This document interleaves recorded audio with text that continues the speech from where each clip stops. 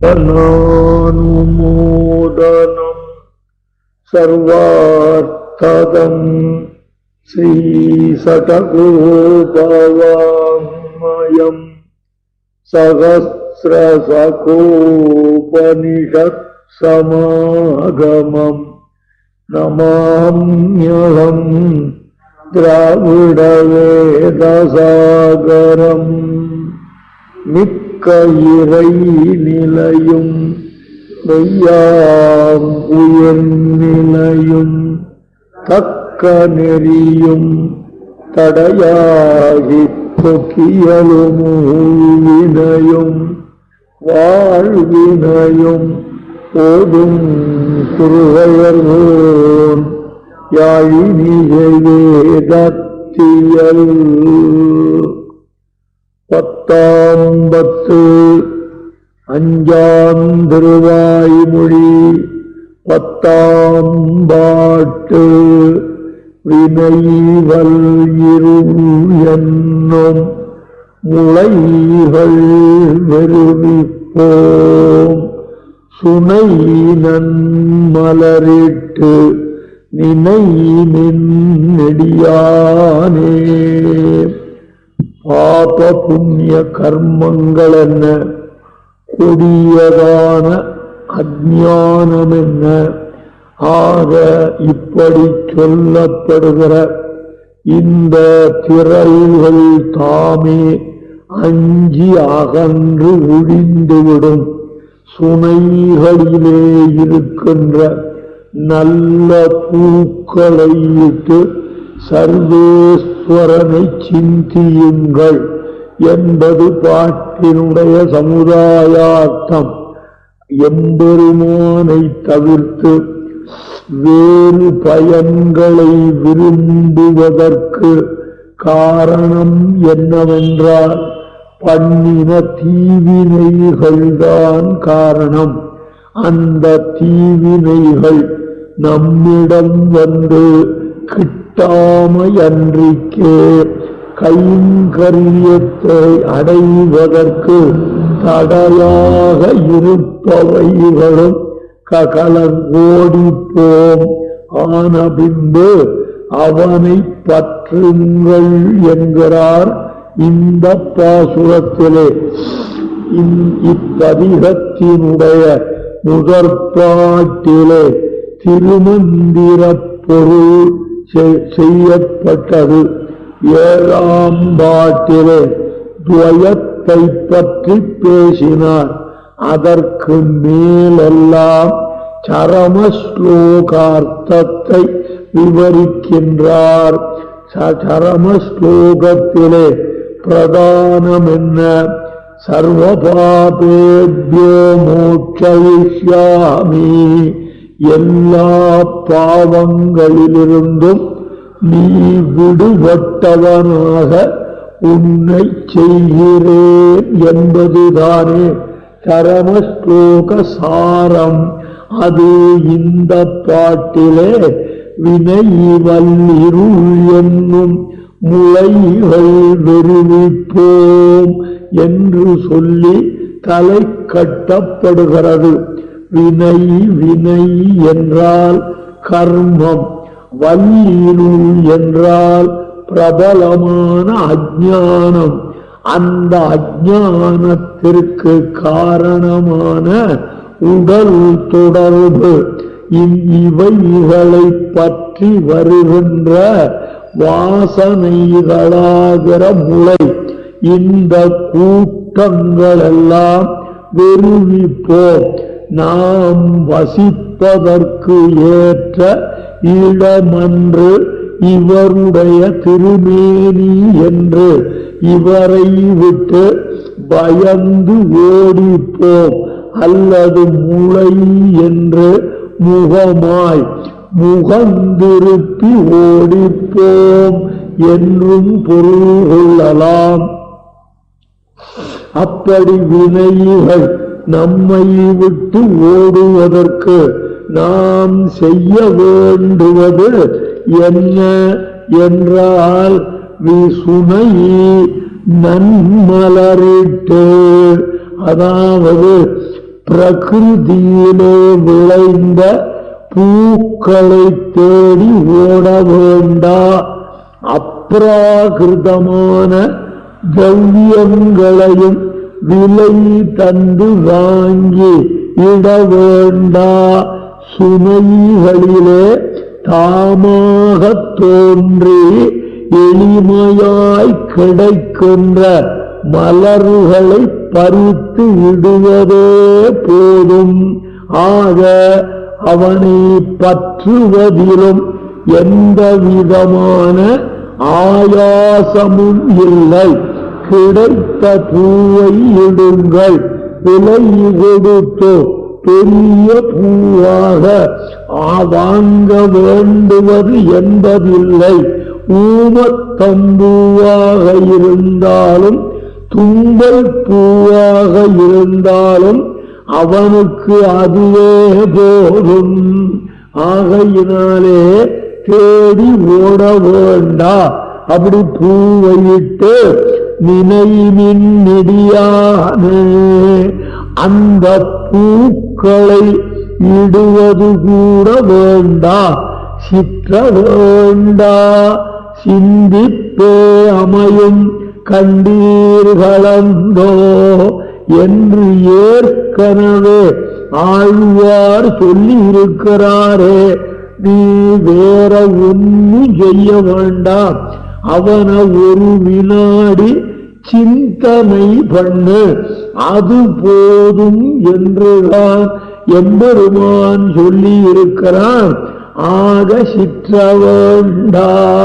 நல்ல பூவை கண்டால் வாங்க காசில்லையே என்று வருந்த வேண்டா. அவனுக்கு பூ இட்டதாக எண்ணி அவனையே நினைத்தல் இருக்கிறதே, அதுவே பூஜை என்கிறான் எம்பெருமான். நெஞ்சில அன்பில்லாமே அவனுடைய நினைவில்லாமே உயர்ந்த திரவியங்களை வாங்கி இட்டால் அது எம்பெருமானுக்கு திருப்தி என்று கொள்ளற்க. சில ராஜகுமாரர்கள் திருவரங்கத்திற்கு வந்தார்கள். அங்கே ஒரே ஒரு கிடைத்தற்கரிய புஷ்பம் ஒன்று விற்கப்பட்டது. இந்த ராஜகுமாரர்கள் இந்த பூவை வாங்கி பெருமாள் திருவடிகளிலே இட வேணும் என்று ஆசை கொண்டு போட்டி போட்டு கொண்டு அந்த பூவை ஒரு ராஜகுமாரன் 1,00,000 பொன்னுக்கு வாங்கினான். ஏலத்தில் வாங்கி அதை கொண்டு போய் நம்பெருமாளுடைய திருமுடியிலே சாத்த செய்தான். அதன் பிறகு ஒரு குயவர் எம்பெருமானிடத்திலே மிகுந்த அன்புடையவர், அவர் களிமண்ணாலே பானை செய்து விற்று வாழ்கிறவர். அவர் களிமண்ணாலே ஒரு பூவை செய்து அதை பெருமாளுக்கு சமர்ப்பிக்கிறார். சிறிது நேரம் கழித்து ராஜகுமாரர்கள் வந்து பார்த்தால் இவர்கள் வைத்த பூ தரையிலே கிடக்க அந்த மண்பூவை தலையிலே தாங்கினான் எம்பெருமான். அந்த மண் பூவாயிருந்தாலும் அதிலே இவருடைய பக்தி குழைந்திருந்தது. அது உயர்ந்த செண்பகமாக இருந்தாலும் போட்டா போட்டி யாரிடம் பணம் இருக்கிறதுங்கிற அகங்காரம் அதுதான் நிரம்பி இருந்தது. அதை தவிர்த்தான் இந்த களிமண் பூவையே கொண்டான் எம்பெருமான். ஆகையாலே நினையினில் நெடியானே, அந்த எம்பெருமானே சதா தியானம் பண்ணி கொண்டிருந்தாலே பூ இட்டதாகும், வேறு பூ இட வேண்டாம். இதத்தான் அந்த எம்பெருமானை சிந்தியுங்கள். அந்த சிந்திப்பதற்கு எல்லை நிலம் எது? அப்பா, விடியற்கால 4 மணிக்கு பஞ்ச உஷக்காலத்துல எழுந்திருந்து நினைக்கணுமா? 7 மணிக்கு குறைஞ்சு என்னால எழுந்திருக்க முடியாது. அதுக்கப்புறம் ஆபீஸ் போற அவசரத்துல பாதி நனைஞ்சது பாதி நனையாததுமோ குளிச்சுட்டு நான் ஓட வேண்டிருக்கு. ராத்திரி வந்து விட்டாலோ அந்த சிரமத்தாலே உறக்கம் வந்து விடுகிறது. எந்த வேளையில ஒன்ன நினைக்கணும் என்றால் உனக்கு சௌகரியமான ஒரு சமயத்திலே ஒரு தடவை நினை. சிரமம் கொடுக்கல எம்பெருமான். ராத்திரி படுத்துக்கிறியா? படுத்துண்டு நாராயணா அப்படின்னு ஒரு வாய்ச்சொல்லை நினைவோடு சொல்லிவிட்டால் அது போதும் எனக்கு என்கின்றான் எம்பெருமான். ஒரு தடவை நினைத்தால் போதுமோ என்றால் ஸ்திதே மனசி சுஸ்வஸ்தே சரீரே சதியோ நரஹா தாது சாம்யே ஸ்திதே ஸ்மர்த்தா என்று சீவராகன் அருளினானல்லவா. மனசி சுஸ்வஸ்தே சதி மனமானது கலங்காது தெளிவாக இருக்கின்ற வேளையிலே சுஸ்வஸ்தே மனே சதி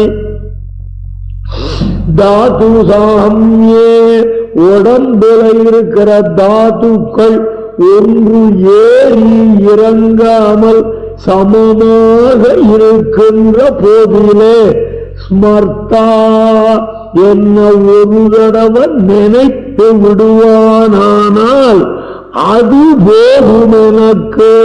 அவனை நான் பரமபதத்திலே கொண்டு போய் வைப்பேன் என்று வராகனையினான் அருளினார் அல்லவா.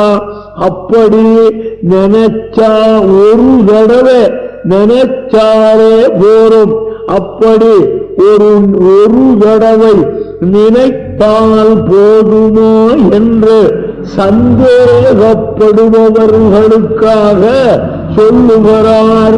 அந்த எம்பெருமானுடைய தன்மையை எடுத்து காட்டுகிறார்.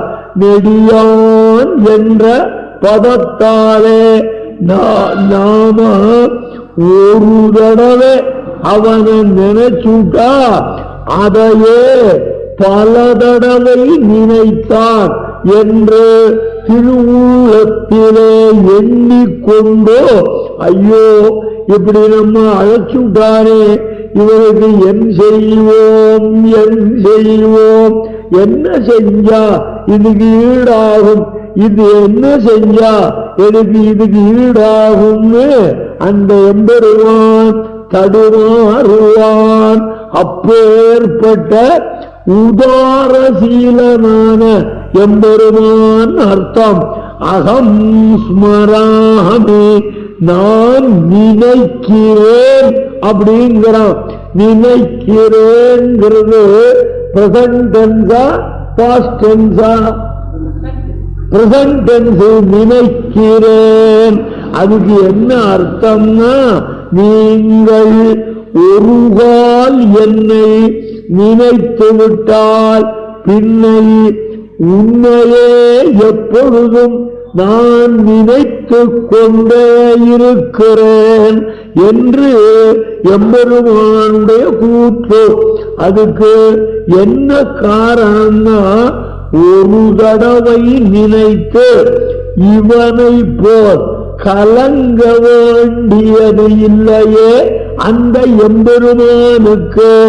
அதாவது சர்வகுண சம்பன்னனாய் கர்மங்களுக்கு வசப்படாதவனாக யாரே இடைவிடாது அவன் நினைத்தபடியே இருப்பான். சம்சாரத்திலே அகப்பட்டு கொண்டவன் ஒரு தடவை என்னை நினைக்க என்ன சிரமப்பட்டானோ என்று திருவுள்ளத்திலே எண்ணி அவன் இவனை விடைவிடாது நினைக்கிறான். யார? தன்னை ஒரு தடவை நினைச்சவனே எம்பெருமான் எப்பொழுதும் நினைத்து கொண்டே இருக்கிறான். அப்படி ஒரு தடவை நினைச்சுட்டா கலங்க வேண்டாமோ என்றால் வேண்டாம். இதுக்கு என்ன காரணம்னா அவன் சர்வகுண சம்பன்னனாகையாலே அவன்கிட்ட இல்லாத மங்கள குணம் வேறு எங்கிருக்கிறது? ஆகையினாலே சர்வகுண சம்பன்னன், எல்லா விதமான நற்குணங்களும் நிறைந்தவன். நாம இருந்தா கொனட்ட புத்தியோட நீ இப்படி சொன்னியா அப்படி சொன்னியா என்ன நினைச்சுட்டே இருந்தியா அப்படின்னு எல்லாம் கேட்போம். ஏன்னா நம்மகிட்ட அவன் 100 ரூபா வாங்க வந்திருக்கான்.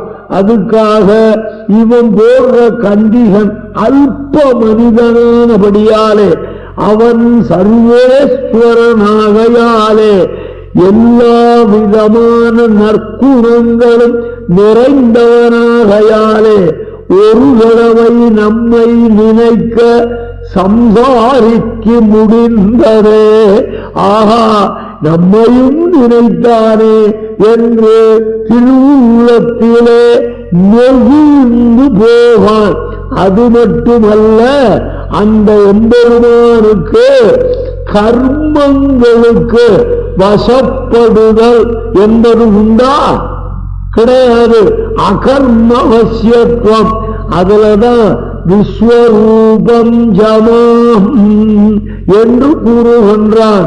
விஸ்வரூபம்னா மாம், மாம் எளிமை, விஸ்வரூபம் சர்வகுண சம்பன்னன் என்பதை காட்டுகிறது. அஜம் என்றான். அதாவது அகர்மவசியன், அவனுக்கு பாப புண்ணிய கர்மங்கள் சேராது. அதுக்கு மேலே நன்மலர்யிட்டு, நன்மலர்னாரே எதை சொல்றார்? நல்ல நீலோத்பல மலரையிட்டு, மனோரஞ்சித மலரையிட்டு என்று மலரிலே உயர்வு தாழ்வை எம்பெருமான் சொல்லுகின்றானா? எது நன்மலர்? உள்ளத்தில் உள்ள அன்பாகிற அன்பை குழைத்து இட்ட பூ, அது எருக்கம் பூவானாகும். புரியுதா? அதான் நன்மலர். அதுக்கு மேலே நினைவேன் என்ற உடனே என்ன சொன்னார்னா நெடியான் என்று கூறுகிறார். அதனாலே நினைவில் நெடியான் என்று பொருள்.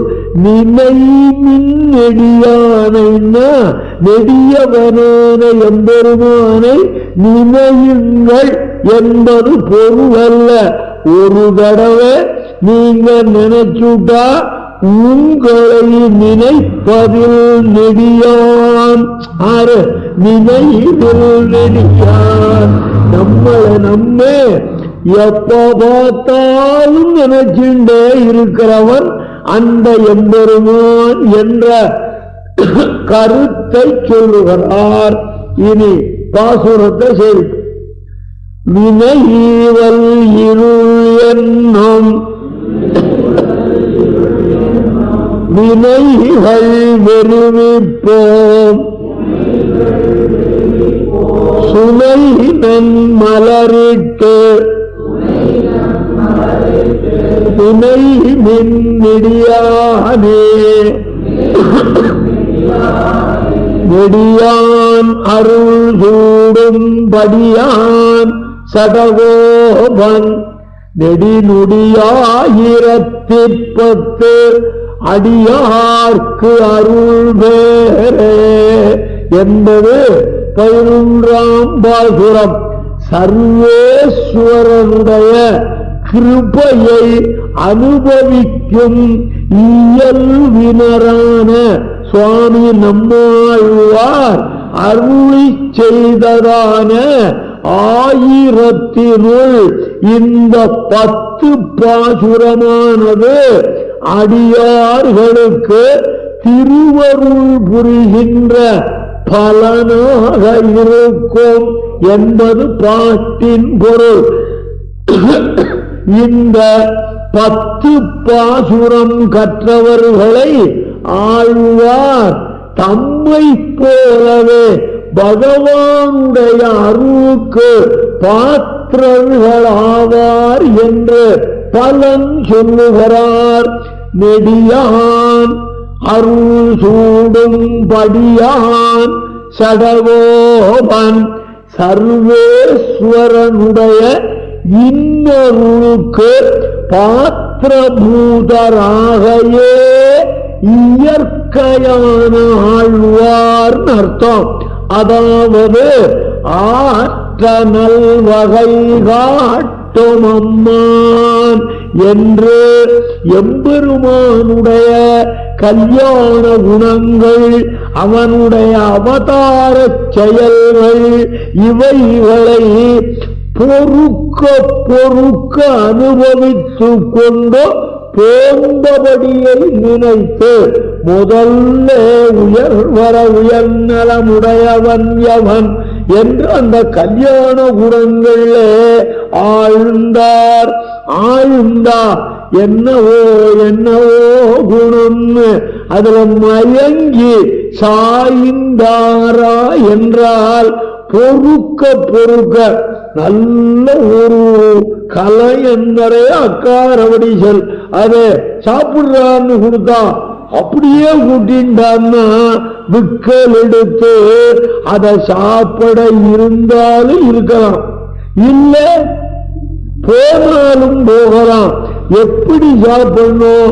துளி துளியா சாப்பிட்டு அந்த ஒரு உருண்டை ஜெரித்த பிறகு இன்னொரு உருண்டையை சாப்பிடணும். சாத்மிக்க பொறுக்க பொறுக்க உண்ண வேண்டும் அல்லவா?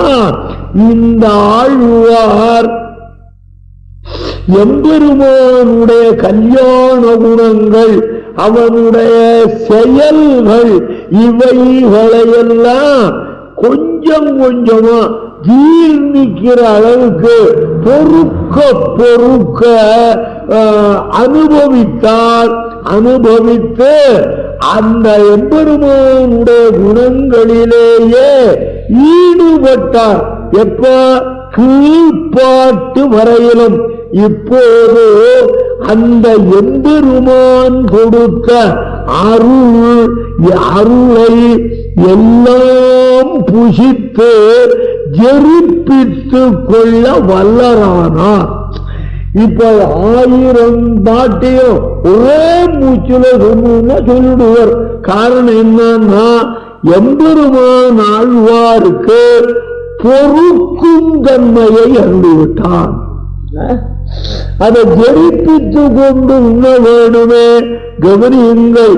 நெடியான் அருள் சூடும் படியான் சடகோபன் என்று தன்னை தனக்கு நிரூபகமாக சொல்லுகிறார்.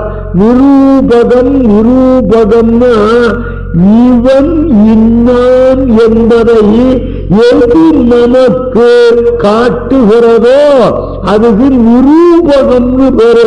ஒருத்தருக்கு புளியோதரைன்னா பகு பிரீதி. கோவில்ல போனா புளியோரை உண்டா அப்படின்னு ஒவ்வொரு கோவிலா கேட்டு சக்கரை பொங்கல் இன்னைக்கு என்ன ஆள் சாப்பிடுவாங்கிறான். இன்னைக்கு வெண்பொங்கல்னா மனுஷன் சாப்பிடுவானோங்கிறான். இன்னைக்கு புளியோதரைன்னா அப்படியா? அந்த பன்னீர் இருக்கிறது பூரா இங்க வச்சிரும். புளியோதரே புளியோதரே அப்படின்னு அவன் சாப்பிட்டான்னு வச்சுக்கோங்க, ஊர்ல அவன் தெருவில் போற போதோ புளியோதரை வருதுதான். அவருக்கு ராமசாமின்னு பேரு, அது மறந்து போச்சு. அங்க வர்ற புளியோதரை அப்படின்னு சொல்லுவோ போல இந்த ஆழ்வாருக்கு ஒரு திருநாமம் சூட்டுகிறார். இங்கே நெடியான் அருள் சூடும் படியான் சடகோபான் என்று அவருக்கு திருநாமம் நிரூபணமாயிற்று. இவர் திருவாய்மொழி தொடங்கும் பொழுதே மயர் வர மதி நலமருளினன் என்றார் அல்லவா. நடுவிலே திருமாலாளப்பட்ட சடகோபன் என்று கூறிக்கொண்டார் அல்லவா. கடைசியா நெடியான் அருள் சூடும் படியான் சடகோபன் என்று எம்பெருமானாலே அருளப்பட்டதையே தனக்கு நிரூபகமாக உடைய ஆழ்வார். புரியுதா? அதனாலே ஸ்ரீராமாயணத்தை விட ஸ்ரீவிஷ்ணு புராணத்தை விட திருவாய்மொழிக்கு உண்டான ஏற்றம் தெரிவிக்கப்பட்டது. எப்படின்னு ஆச்சாரிய ஹிருதயத்தில் நாராயணன் கதையன்னு தொடங்கி கங்கா காங்கேய சம்பவாதி அசத்கீர்த்தனம் பண்ணின எச்சில் வாயுத்தம் பண்ணி திருமாலவன் கவி என்கிற வாயோலைப்படியே திருவாய்மொழி முற்றிலுமாக பகவத் சம்பந்தத்தை பேசி மகிழ்கிறார். ஆச்சாரிய ஹிருதயத்தில் அருமையான ஒரு சூத்திரம் என்னன்னு கேட்டா கவனியுங்கள்.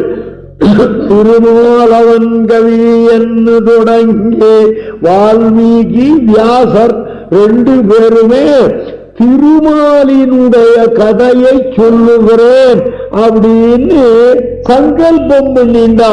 சங்கல்பம் பண்ணிண்டு இந்த வால்மீகி என்ன பண்ணா, கங்கா வாங்கேய சம்பவாதி அவன் கங்கையின் வரலாறு சுப்பிரமணியன் வரலாறு அப்படின்னு விதிகளை விஸ்தாரமா பேசினான்.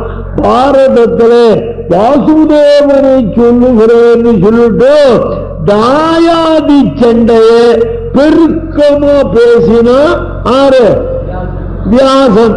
ஆக கங்கா காங்கேய சம்பவ ஆதி இவை முதலானவைகளை பாடினவர்கள் வால்மீகியும் வியாசரும்.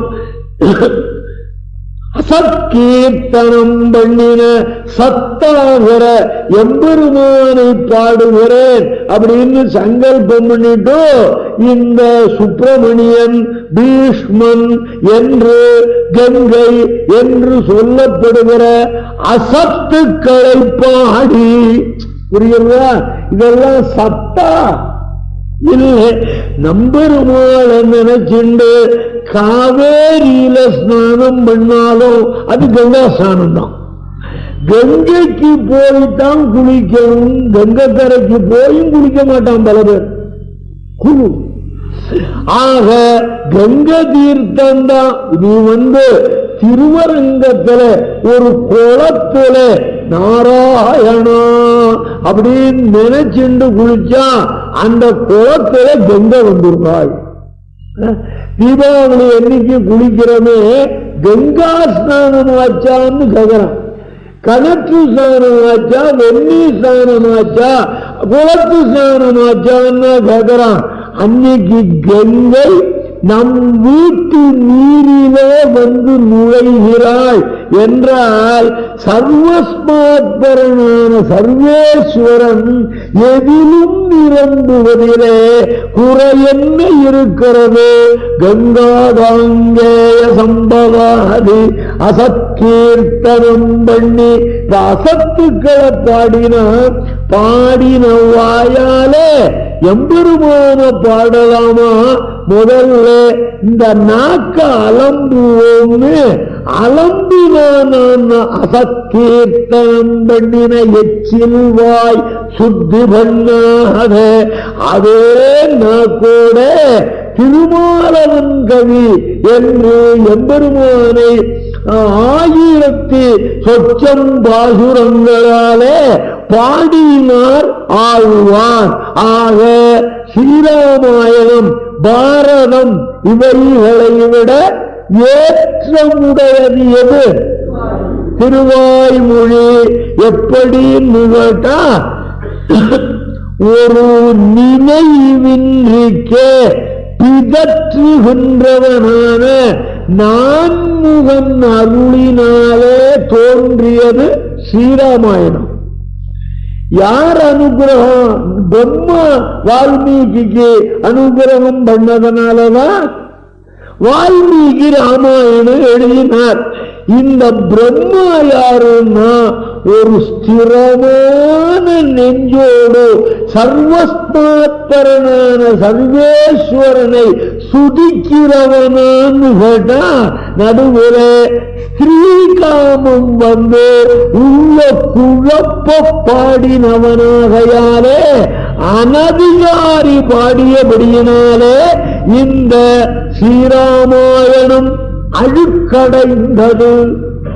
சரி, அதுக்கு மேலே மோகனசாஸ்திர பிரவர்த்தகமாய், அதாவது உலகத்து மக்களை எல்லாம் மயக்குவதற்காக சிவபெருமானால் சொல்லப்பட்ட ஆகமங்களாய் ஸ்மசானத்தில் உலாவுகின்றவனாய் பிணத்தின் சாம்பலை உடம்பெல்லாம் பூசி எலும்பு மாலையை பூண்டு புலித்தோலை உடுத்து அப்படி திரிகின்றவனான அதிலையும் ஒரு அறிவில்லாத ரிஷபத்தை ஊர்தியாக கொண்டு காலகூட விஷத்தை கழுத்திலே தரித்த ருத்ரனுடைய உபதேசம் கேட்டவர்கள்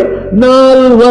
அந்த 4வரில் ஒருவரான புலஸ்தியனுடைய அறிவினாலே தோன்றியது ஸ்ரீவிஷ்ணு புராணம். இயற்றியவன் எப்பேற்பட்டவன்? அப்படி இல்லாமல் திருவுக்கும் திருவாகிய செல்வன் யாரு? எம்பெருமான். அதுக்கு மேலே பரம சத்துவ நிதி, சத்துவ குணமே வடிவெடுத்தவன், செந்தாமரை கண்ணன், புருஷோத்தமன், அவனுடைய திருவருள் அடியாகவே தோன்றியது திருவாய்மொழி. ஆகையினால என்ன டிஃபரன்ஸ் நீங்க பார்த்து கொள்ள வேணும். ஆக இனி மிக விரைவாகவே எம்பெருமானுடைய பேரருளை பெறப்போகிறார் ஆழ்வார். பெருமாள் கூட்டிட்டு போற நேரம் நெருங்குது. எம்பெருமானுடைய அனுகிரகம் தம் மீது விழும் நேரம் நெருங்கிவிட்டதாகையாலே என்ன பண்ணார்னா அது அந்த அருள் சொல்லிவிட்ட சொல். எம்பெருமான அழைத்து கொண்டு போகிறான் என்று அவன் வந்து நின்று ஆழ்வார பார்த்தான். அந்த கட்டாட்சத்தினுடைய அருளாலே அவன் சொல்லுவித்த சொல். அந்த எம்பெருமான் சொல்ல வைக்கிறான், அத ஆழ்வார் சொன்னார். ஆழ்வார் சுயமா சொல்லல, ஆழ்வார் நாவிலிருந்து எம்பெருமான் பாடினது திருவாய்மொழி. அப்படி இன்னும் சொல்லலாம். ஆழியான் அருள் தருவான் அமைகின்றான் அது நமது விதிவகையே என்று இந்த ஆழ்வாரே பாடினார்.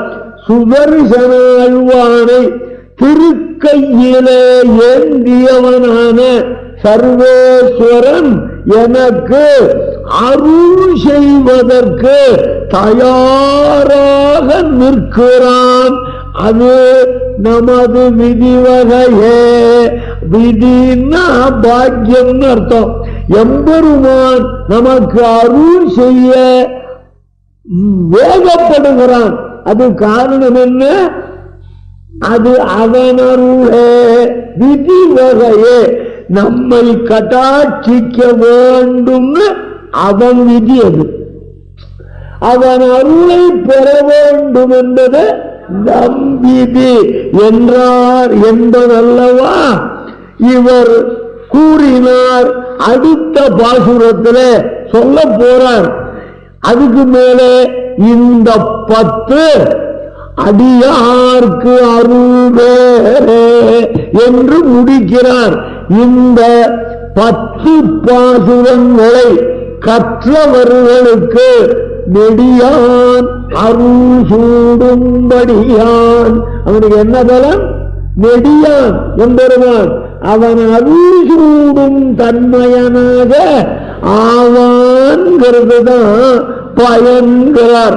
அதாவது ஆழ்வார்தான் நெடியான் அருள் சூடும்படியான் என்று சொல்லிக் கொள்ளும்படியாக பெற்ற பேற்றை இப்பத்தும் நமக்கு பெருவிக்கும். ஆழ்வார் என்ன பேரு பெற்றாரோ அந்த பேரு இந்த 10 பாட்டை தூங்கிண்டே கேட்டவாளுக்கு புரியுதா? பெருவிக்கும். அந்த மோட்ச பலனையே தருங்கிறார். ஏன்னா அருளாகிற பேற்றை உண்டாக்குகிற திருவாய்மொழி எம்பெருமானுடைய அருளாகிற பயனை தருகின்ற திருவாய்மொழி ஆனபடியினாலே என்று சொல்லி முடிக்கிறார் பாசுரத்தை. நெடியான் அருள் சூடும்படியான் சடகோபன் நுடியாயிரத்தி 10 அடியார் கருள் வேறே. இனி 10ஆம்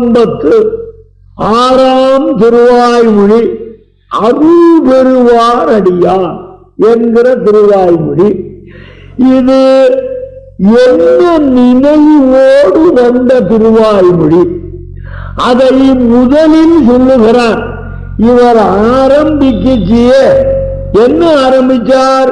பொய்நின்ற ஞானமும் பொல்லா ஒழுக்கும் அழுக்குடம்பும் இன்னின்ற நீர்மை இனியாமுறாமை என்று இந்த சரீரத்தை கழித்து தர வேணும்.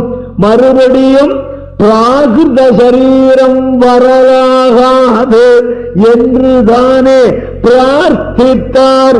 ஆக பொய்நின்ற ஞானம் தொடங்கி இதுவரையிலும் ஈஸ்வரனை ஆழ்வார் பின்தொடர்ந்தார். பெருமான் சொன்னபடியெல்லாம் கேட்டு அவனை பின்பற்றினார். இந்த 10ஆம் 6ஆம் திருவாய்மொழி தொடங்கி 10ஆம் திருவாய்மொழி வரை 5 திருவாய்மொழியிலே சர்வேஸ்வரன் ஆழ்வாரை பின்தொடர்கிறான். இதுவரை இவர் அவனை பின்தொடர்ந்தார். இப்போ அவன் இவர் பின்ன வர ஆழ்வார் பின்னே வருகிறான். அதாவது ஆழ்வார் இதுவரை எம்பெருமானிடத்திலே யாச்சகராய் நின்றார். எம்பெருமானே, உன்னை எனக்கு கொடுக்கப்படாதா, உன்னை எனக்கு கொடுக்கப்படாதா அப்படின்னு யாச்சித்தார். இனி முனியே நான் முகனே என்ற 10 திருவாய்மொழி வரையிலும் எம்பெருமான் ஆழ்வாரிடத்திலே யாச்சகனாய், ஆழ்வாரே உண்மை எனக்கு கொடுக்கப்படாதா, எனக்கு கொடுக்கப்படாதான்னு அவன் யாச்சகனாகிவிட்டான். எது 6ஆம் திருவாய்மொழியிலிருந்து 10ஆம் திருவாய்மொழி வரையிலும். இந்த திருவாய்மொழியில் 3ஆம் பாட்டில் இன்று விண்ணுலகம் தருவானாய் விரைகின்றான் என்று சொல்ல போகிறார். அப்படி அருளி செய்தபடியாலே ஆழ்வாரை பரமபதத்திற்கு அழைத்து போகையிலே எம்பெருமான் விரைவு கொண்டு ஆழ்வார் வாரீர் வாரீர் கிளம்போம், நாயாச்சு ஸ்ரீவைகுண்டத்துக்கு போகணும், கிளம்பும் கிளம்பும்னு அவரை துரிதப்படுத்துகிறான் எம்பெருமான். இன்னுமே இந்த சம்சாரத்தில் இருக்கப்படாது வரும் அப்படின்னு அவன் தயாரா நிற்கிறான். அது மட்டுமல்ல, அன்றைக்கே ஆழ்வாருக்கு இது சரம சரீரமாக, சரமம்னா என்ன, கடைசி. ஆழ்வாருக்கு இதான் கடைசி சரீரம். ஏன்னா மோட்சத்துக்கு போகிறார். ஆகையாலே எம்பெருமானுக்கு இனிமேல் இந்த நம்மாழ்வாருடைய திருமேனி அனுபவம் நமக்கு கிட்டாது. ஏன்னா வைகுண்டம் போட போறார், திருமேனி இருக்காதுன்னா அந்த ஆழ்வாருடைய திருமேனியிலே தனக்கு உண்டான ஆசையினாலே கொண்டு போக விரைந்ததை கூட மறந்து ஆழ்வாருடைய திருமேனி அனுபவத்திலே மிகவும் ஆசை உள்ளவனாக முன்பு ஆட்சியரோடு ராசக்கிரீடை செய்த பொழுது பல திருமேனிகளை எடுத்து கொண்டு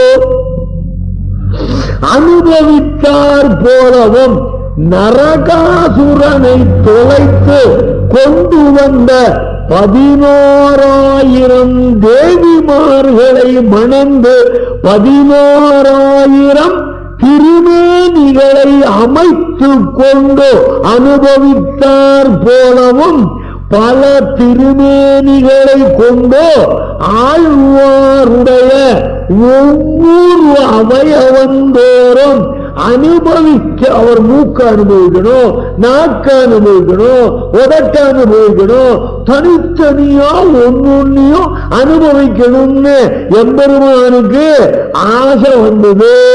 ஆழ்வாரே மோட்சத்துக்கு போற வரைக்கும் தேவரீரே அணு அணுவா அனுபவிக்க விரும்புறேன், தேவரீர் அனுமதி தந்தருளவேணும். அவர்கிட்ட கேட்கிறான் எம்பெருமான், பெர்மிஷன் கேட்கிறான், அனுகிரகம் பண்ணணும் அப்படின்னு கேட்கிறான். அப்படிப்பட்ட எம்பெருமானை ஆழ்வார் சமாதானப்படுத்துகிறார் என்று இது தொடங்கி ஆழ்வார் சர்வேஸ்வரன் தன்னை பின்தொடரும்படி சொல்லுகிறது என்று நம்பிள்ளை வியாக்கியானம் பண்ணினார். இது தொடங்கி இந்த பாசுரம் 10ஆம் 6ஆம் திருவாய்மொழி தொடங்கி சர்வேஸ்வரன் ஆழ்வார் அருள் இல்லாது போனால் தன்னால் வாழ முடியாது என்ற நிலையை அடைந்தான். இதுவரைக்கும் அவன் அருள் இல்லைன்னா தன்னால வாழ முடியாதுன்னு ஆழ்வார் கிட்டத்தட்ட 1000 பாசுரங்கள் பாடி அருளினார். இனி இருப்பது 55 பாசுரங்கள். இந்த 55 பாசுரங்கள்லையும் எம்பெருமான் ஆழ்வாரை பின்தொடர்கிறான். அதுல முதற் பாட்டு அருள் பெறுவார் அடியார்தம் அடியரோடு அடியநேர்க்கு ஆழியான் அருள் தருவான் அமைகின்றான் அது நமது விதிவகையே